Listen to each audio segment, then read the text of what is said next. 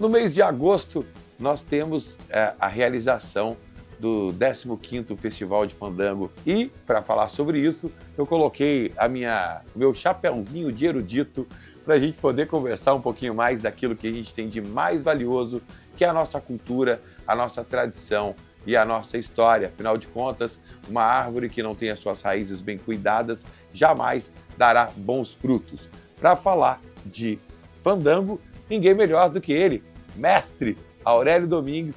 Primeiramente, muito obrigado por nos receber nesse estúdio maravilhoso, falando aqui para os ouvintes da Ilha do Mel FM. O prazer é meu, logicamente, estar aqui novamente na rádio, falando um pouco dessa nossa tradição e dessa identidade nossa caiçara. Bom, durante esse mês nós traremos matérias especiais falando do fandango, até porque, acredite se quiser, a gente conhece tão pouco desse movimento cultural, muitas vezes taxado apenas de música, de estilo musical, de dança, mas é muito mais do que isso. É cultura, é artesanato, é integração e é valorização da nossa história. Vamos começar do início, Aurélio. Conta pra gente da onde vem o fandango e como ele surge como movimento cultural. Quando a gente fala em fandango, a gente fala em ritmo musical. A gente fala em história, a gente fala em dança, a gente fala em modo de vida, em território, né? E a gente está falando aqui de coisas que estão vivas até os dias de hoje, né? Por exemplo, eu estou aqui com uma rabeca na mão, né? Que todo mundo geralmente fala, rabeca é um violino rústico, né? É a coisa mais errada de se falar que é um violino rústico. A rabeca é a mãe do violino. Tudo era rabeca antes. A rabeca vem do rabab árabe, que na invasão da Península Ibérica, os árabes ficaram ali, né, seus 800 anos, aculturando aquele pedaço de terra, né? E eles trouxeram o rabab, que era também um instrumento que se tocava com arco, assim, friccionado, né? E deu origem à rabeca, que é esse instrumento ajustado em 4 cordas ou em 3 cordas, né? Que ficou famoso na França, em Portugal, principalmente, na Espanha, né? E quando vem para o Brasil, essa rabeca toma todos os cantos brasileiros, né, as comunidades tradicionais, né, porque era um instrumento melódico que se fazia festa.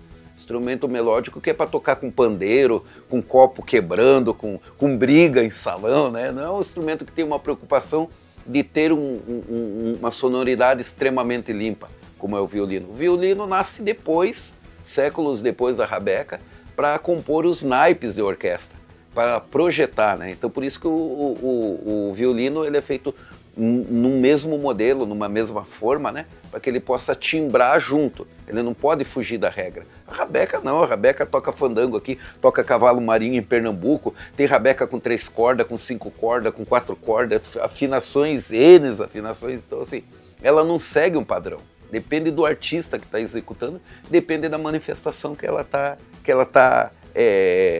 participando, né? Então, assim, está aqui um instrumento que vem do rabab árabe, que vai para a Península Ibérica, vem para o Brasil, depois vira violino. Então, assim, é uma parte da história, né? Queria que você falasse um pouquinho sobre essa sua luta em te manter viva, essa tradição, e como que você enxerga o futuro do fandango. Ah, muito bom. O futuro do fandango ele depende muito da compra da ideia, de toda a comunidade, tanto do poder público quanto da comunidade, de todo mundo, né? Comprar a ideia de que se precisa, primeiro, conhecer, né? E o trabalho de conhecer a educação patrimonial depende, logicamente, do poder público, né? Então as pessoas precisam conhecer mais o fandango e a partir do conhecimento precisam valorizar, né? Porque daí elas se pertencem, a partir do conhecimento começa a se pertencer. Então essa compra toda da ideia do patrimônio é uma coisa muito importante, porque quando você enxerga Paranaguá de frente, por incrível que pareça, quando a gente olha Paranaguá de frente, né, a gente vê o Casaril ali, um patrimônio histórico, né, uma paisagem histórica da nossa cidade, mas dificilmente você vai encontrar alguém que o pai morou ali, ou aquilo era a casa do avô, não. Aquilo tudo era da nobreza da época, né? Digamos assim, das pessoas ricas da época. Muitas dessas pessoas ricas da época de Paranaguá foram embora, né? O que ficou aqui ficou mesmo o Brasil profundo, né? as pessoas que vieram da cultura afro, os caiçaras, né, que são o resultado da invasão portuguesa no Brasil, tudo. Esse povo, essa comunidade, acabou ficando com as suas coisas, que a gente chama de patrimônio imaterial, que é o patrimônio que não dá para ver, que não dá para pegar, né, o intangível, né? Então são as receitas, os modos de vida, a musicalidade, a religiosidade, tudo isso faz parte do nosso patrimônio imaterial. O fandango, ele é um patrimônio imaterial, então por isso que ele precisa ter muito cuidado para ele se preservar. Veja que há mais de 400 anos ele está vivo espontaneamente. Mas antes só tinha o fandango, por isso que ele se preservou vivo. Porque aquilo era o entretenimento da época. Hoje em dia o jovem, as novas gerações têm acesso a tudo, né, possível, né, tudo mesmo, né? Celular na mão, eles têm acesso a tudo. Então eles têm a oportunidade de escolher. Se esse fandango não estiver disponível para ele, ele vai escolher o que está disponível, que está acessível, né?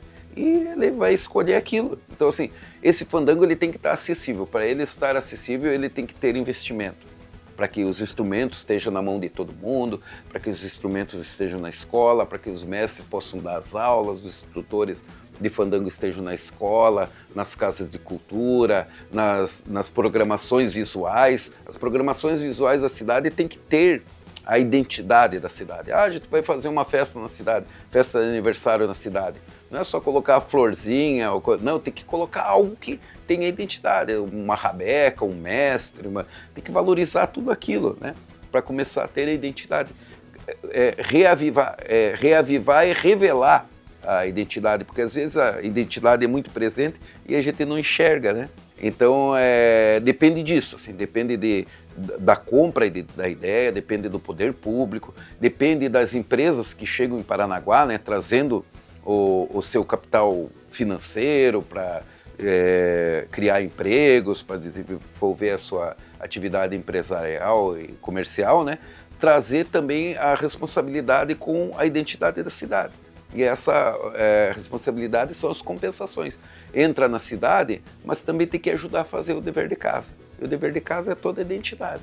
A gente pode definir cultura como hábitos e costumes de maneira mais simples. E muitas vezes é aquilo que você escolhe preservar em detrimento àquilo que você decide não dar visibilidade. Que o nosso desejo de que da mesma forma que as festas juninas promovem as quermesses, que em algum momento foram populares, a gente possa ter esse mesmo tipo de manifestação nos nossos colégios sobre o fandango, sobre a cultura negra, sobre a cultura afro. Para a Ilha do Mel FM, a rádio que você vê, nesse especial sobre fandango caiçara no mês de agosto, Cadu Motta. Rede Notícias. A notícia como ela é.